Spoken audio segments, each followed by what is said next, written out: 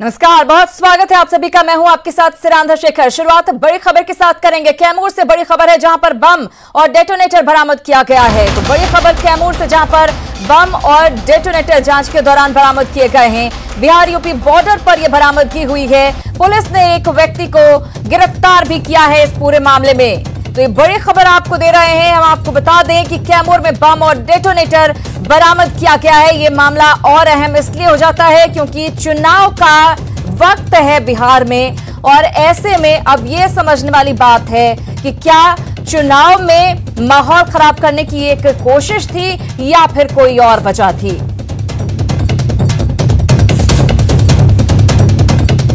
तो कैमूर से ये बड़ी खबर जहां पर बम और डेटोनेटर पुलिस ने बरामद किया है। साथ ही एक शख्स की गिरफ्तारी भी हुई है। जाहिर है बातचीत के बाद, उससे पूछताछ के बाद बहुत कुछ सामने आ सकेगा। आखिर मकसद क्या था, क्यों ये ले जाया जा रहा था यहां पर। यूपी बॉर्डर पर दरअसल ये बरामदगी हुई है।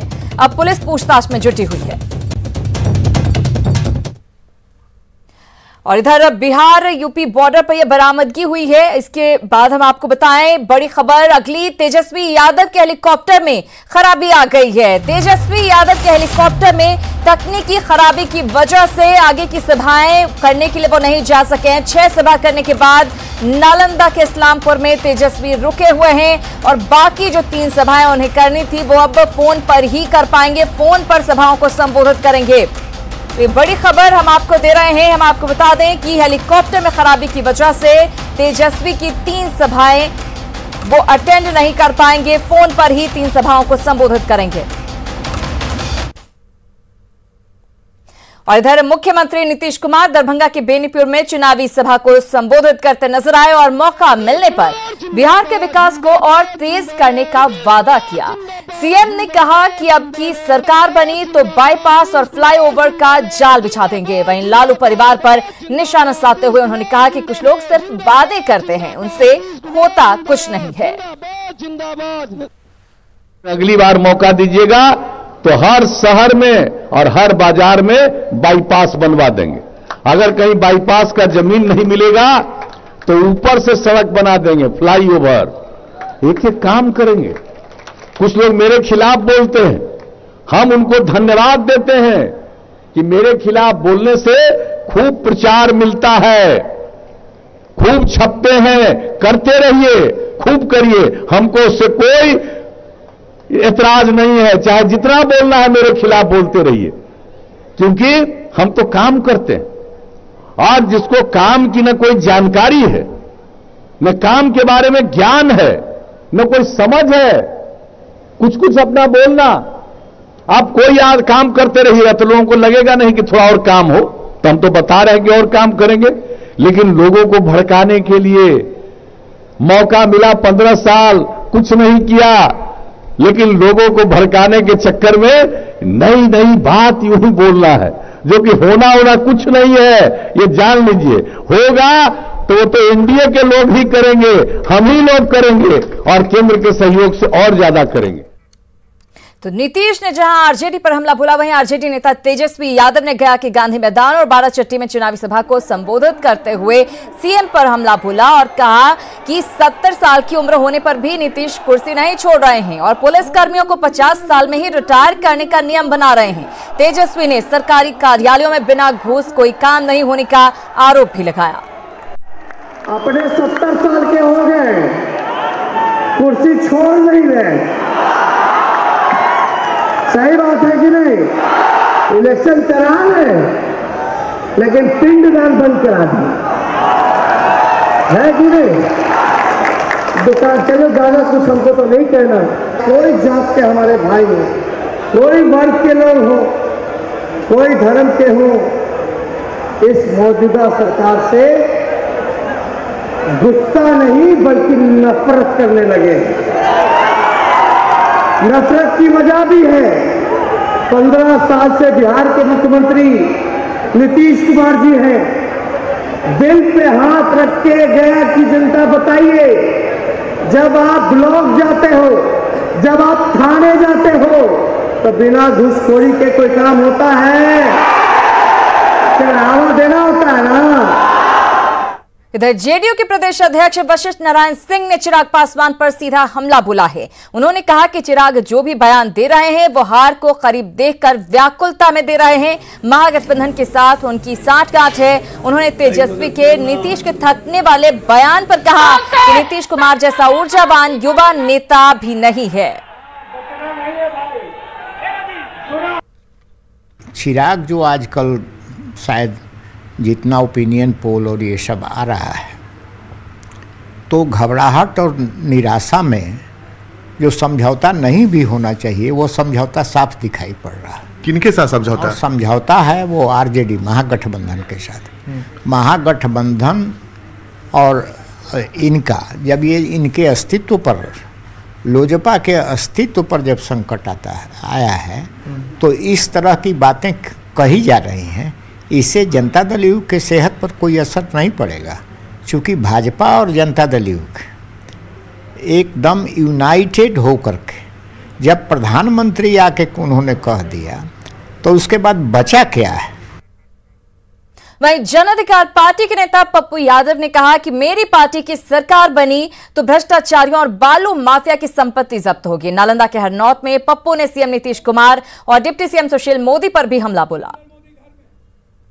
जो कैमरे में आ गया घूस लेते, हमारी बेटी को छेड़ते, किसी व्यवसायियों को धमकाते, गोली चलाते, किसी का जमीन कब्जा करते, किसी हिंदू मुसलमान करते, किसी दलित और गरीब को धमकाते, उसी दिन पप्पू यादव की सरकार वोटर लिस्ट से पूरे परिवार का नाम हटा देगा, पंचायती राज का चुनाव नहीं लड़ने देगा। खबरें अभी और भी हैं, फौरन हाजिर होते हैं, कहीं मत जाइएगा।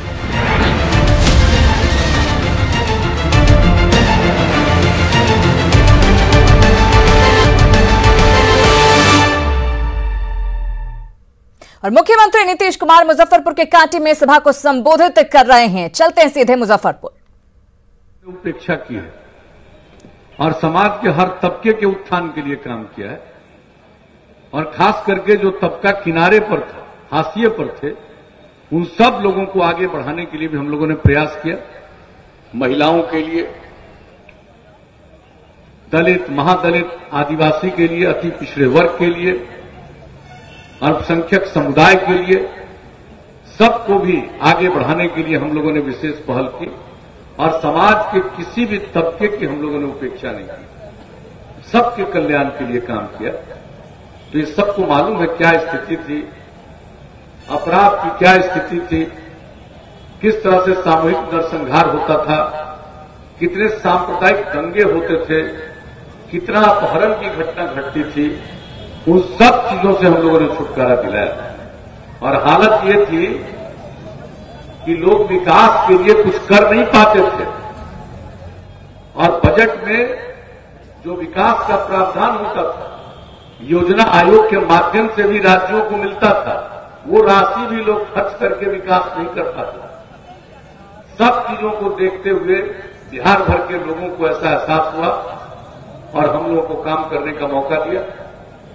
हमने एक एक चीज को देखकर क्या जरूरत है उसको करने की कोशिश की है, और आप सबको मालूम है अपराध पर नियंत्रण किया। ये तो कोई दावा नहीं कर सकता है कि समाज का सब आदमी ठीक हो जाएगा, कुछ न कुछ बायां दया करेगा, गड़बड़ करेगा, इधर उधर करेगा। तो इन सब चीजों के बावजूद अपराध पर बहुत नियंत्रण हुआ।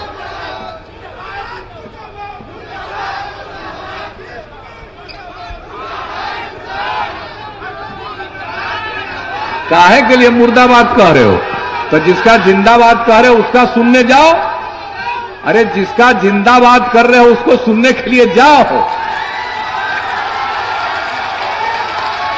यहां हमको मालूम है कुछ लोगों को न कोई ज्ञान है न कोई अनुभव है।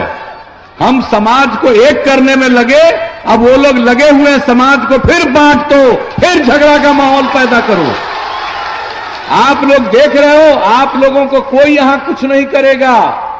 हो तुम 8-10 आदमी और यहां हजारों लोग हैं, कोई तुमको कुछ नहीं करेंगे। कि अगर कुछ थोड़ा भी करेंगे तो तुमको लाभ मिलेगा। तो ये जान लो यहां पर। और जो भी सबक सिखाता है, कम उम्र के बच्चे हो, क्या हाल था अपने माता पिता से जाकर के पूछ लो कि शाम होने के बाद घर से बाहर निकल पाते थे। अपने माता पिता से जाकर के पूछो कि स्कूल में कोई पढ़ाई होती थी।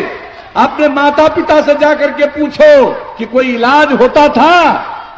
जानते हो पूरे बिहार में ये जो प्राथमिक स्वास्थ्य केंद्र है उसमें एक महीना में 39 मरीज आता था, एक दिन में एक। आप जरा सोच लो। और हम लोगों ने जो अस्पताल की स्थिति बढ़ाई, अब एक महीने में एक प्राथमिक स्वास्थ्य केंद्र में 10,000 लोग इलाज के लिए जाते हैं। जरा जान लो, पूछ लो घर के अंदर। और पिता ठीक नहीं बनावे बताएगा, लेकिन अपनी माता से पूछोगे वो सही बात बतला देगी। हमको मालूम है लोग किस तरह से क्या करते थे जी। पति अंदर गए तो पत्नी को गद्दी पर बैठा दिया, लेकिन महिलाओं के उत्थान के लिए कोई काम हुआ? और जब हम लोगों को काम करने का मौका मिला तो हमने पंचायती राज संस्थाओं में और नगर निकायों में 50% का आरक्षण दिया। और जरा देख लीजिए कितनी बड़ी संख्या में महिलाएं जनप्रतिनिधि हुई हैं, कितना वो समाज की सेवा कर रही हैं। लड़कियां नहीं पढ़ पाती थी और लड़कियां कितना ज्यादा अब स्कूल में पोशाक योजना, साइकिल योजना, अब लड़का लड़की सब बराबर। गरीब तबके के लोग, खास करके महादलित समुदाय के और अल्पसंख्यक समुदाय के बच्चे बच्चियां प्राथमिक विद्यालय में भी नहीं जा पाते थे। 12.5% बाहर। और हम लोगों ने जो इंतजाम किया, टोला सेवक, तालीमी मरकज स्वयं सेवक और 30,000 लोगों को काम में लगाया कि उम्र हो रहा, बाहर पढ़ाइए, फिर स्कूल भेजिए। और चलिए सीधे आरा का रुख करते हैं, जहां पर तेजस्वी यादव हेलीकॉप्टर खराब होने की वजह से फोन पर जनसभा को संबोधित कर रहे हैं। सुनते हैं क्या कह रहे हैं तेजस्वी यादव। उनको करना चाहिए 3 का निशान पे, 2 का निशान पे। तो बताइए आप लोग एकजुट रहिए ना,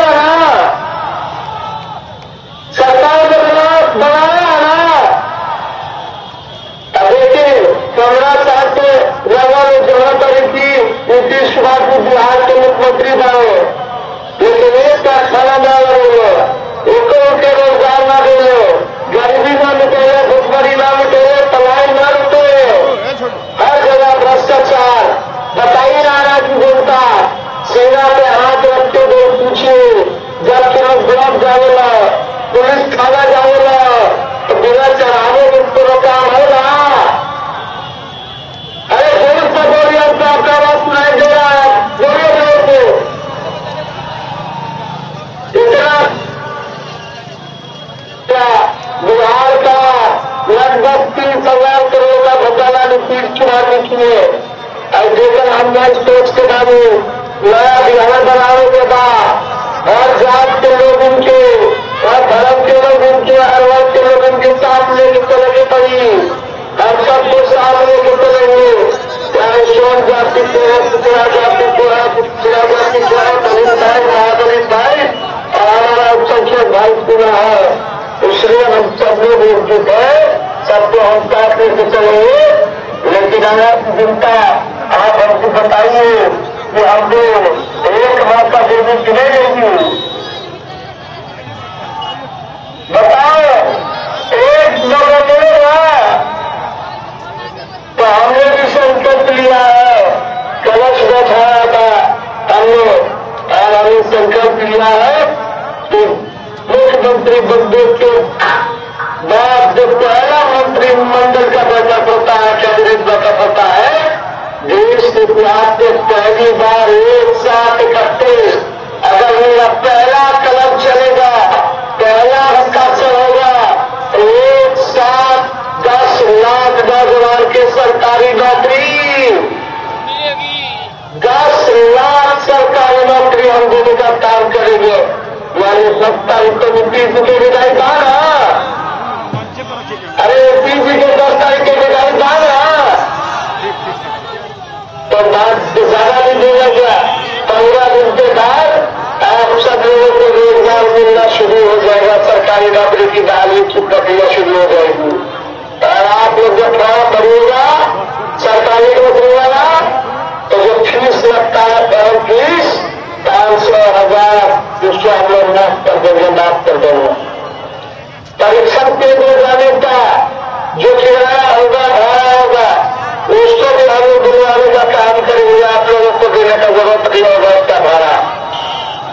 तो इसलिए चाहे वृद्धा पेंशन को 400 से 1,000 करेंगे हम लोग, कृषि ऋण को माफ करेंगे, बिजली के दाम को अदा करेंगे, नियोजित शिक्षकों को समान काम समान वेतन दिलाएंगे। जितने आंगनबाड़ी भूमिका दीजिए सब लोग हैं, स्वयं सहायता समूह सबके मानदेय को दुगुना करेंगे और नियमित करने का काम करेंगे। इसलिए 1 फरवरी के बाद कैंडी अंसारी जी हम लोगों के उम्मीदवार है, जिताना होगा आप लोगों को।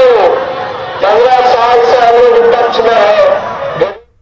तो आरा में तेजस्वी यादव सभा को संबोधित कर रहे थे, हालांकि वहां पर सशरीर मौजूद नहीं थे, फोन पर संबोधित कर रहे थे। लोगों में थोड़ी निराशा भी नजर आई।